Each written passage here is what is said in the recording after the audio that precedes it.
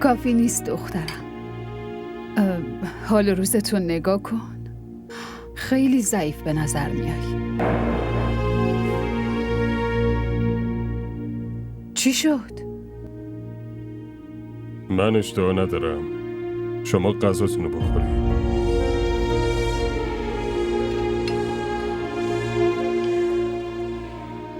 عمو که از اومدنم به اینجا ناراحت نشده؟ نه بابا، اون چرا باید ناراحت شه؟ اینجا خونه مامانته، یعنی خونه خودته. آره، اما خونه ایشونم هست. آره، اینجا خونه نفیسم هست. اما نفیس خیلی منو دوست داره گیتی. اون غیر ممکنه که حرف منو بخواد زمین بندازه. هر کلمه‌ای که از دهنم بیرون میاد برای اون یه حکم محسوب میشه.